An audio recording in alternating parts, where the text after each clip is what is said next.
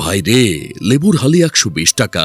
এই নিয়ে যারা চিল্লাচিল্লি করছেন তাদের একটু বাস্তববাদী হতে বলবো। আপনাদের মনে রাখতে হবে, লেবু কোনো সাধারণ ফল না, এটা একেবারে হাই প্রোফাইল বিদেশি আইটেমের ফল। বাংলাদেশে লেবু চাষ হয়, এই ধরনের গুজবে কান দেবেন না। বাংলাদেশে কখনোই লেবু চাষ হয়নি। বিটিভিতে যে দেখায় দেশে লেবুর বাম্পার ফলন হয়েছে, ওইগুলো ঠাডা পড়া মিথ্যা কথা।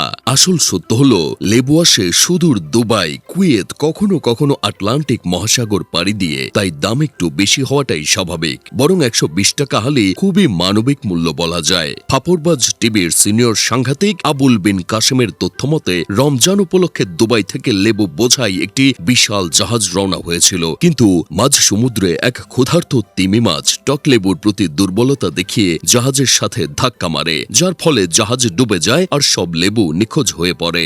যার কারণে বাজারে লেবুর দাম এত বেড়ে গেছে। তবে চিন্তার কিছু নেই, আমাদের বিদেশ ফেরত নেতা বলেছেন, হুলুলুলু নামক রহস্যময় দেশ থেকে 3টি লেবুবাহী জাহাজ রওনা দিয়েছে। পৌঁছাতে সময় লাগবে মাত্র 1 মাস। অর্থাৎ রমজান শেষ হলেই লেবুর দাম স্বাভাবিক হয়ে যাবে। তখন কেজি ধরে লেবু বিক্রি হবে। আমার তো মনে হয় অদূর ভবিষ্যতে কোহিনূর হীরার চেয়েও লেবুর দাম বেশি হবে। পরবর্তী প্রজন্মকে গরুর রচনা না শিখিয়ে লেবুর রচনা শেখানো হবে। পরীক্ষার খাতায় ছাত্রছাত্রীরা লিখবে, লেবু দেখিতে গোলাকার, অনেকটা ছোট বলের মতো একটি বস্তু, লেবু গাছে ধরে এবং এটি টক স্বাদের একটি ফল। ডাল ভাত, ভর্তা, সালাদ সবকিছুর সাথেই লেবু দিলে নাকি স্বাদ বেড়ে যায়, এমনটাই শুনেছি বড়দের কাছে। তবে শুনেছি আমাদের বাপদাদারা নাকি প্রতিদিন ভাতের সাথে লেবু খেত।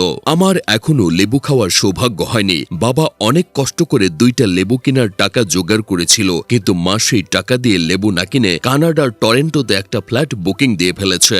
বাজারে হঠাৎ করে লেবুর দাম বেড়ে যাওয়ার কারণে আতিক নামের এক বড় ভাই বলতেছে, ছাদে বেশ কিছু লেবু সহ 2টা লেবু গাছ আছে। হঠাৎ বড়লোক হওয়ার আনন্দে আর চুরি হওয়ার টেনশনে সারা রাত ঘুমাতে পারছিলাম না। পরে অ্যাপার্টমেন্টের প্রবেশ দরজার দামি তালাগুলো খুলে নিয়ে ছাদের দরজায় লাগিয়ে দেওয়ার পর নিশ্চিন্তে ঘুমাতে পারলাম। আর একটু দাম বাড়লে সরকারের কাছে গান সহ লেবু গার্ড দেওয়ার জন্য আবেদন করতে হবে।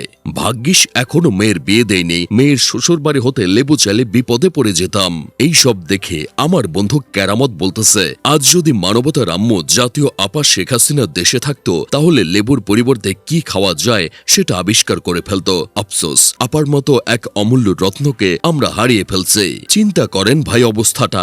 সারাদিন রোজা রেখে ইফতারে ঠান্ডা পানিতে 1 টুকরো লেবু চিপে শরবত খাবেন, সেই বিলাসিতাও এখন মধ্যবিত্তের নাগালের বাইরে চলে গেছে। যে লেবু 2 দিন আগেও 15 টাকা হালি ছিল, রোজার সময় সেটা এখন হয়ে গেছে 120 টাকা হালি। তবে সত্যি বলতে কি, শুধু ব্যবসায়ীদের দোষ দিয়ে লাভ নেই, দোষ আমাদেরও আছে। লেবু পচনশীল, এই সহজ বিজ্ঞানের কথাটা আমরা ভুলে যাই। যদি আমরা টানা 7 দিন লেবু না কিনি, তাহলে 8ম দিনে ব্যবসায়ীরাই ক্রেতাদের আব্বু আব্বু বলে ডাকতে ডাকতে 10 টাকা হালি বিক্রি করবে। কারণ পচা লেবু দিয়ে তো আর কেউ সিন্ডিকেট চালাতে পারবে না।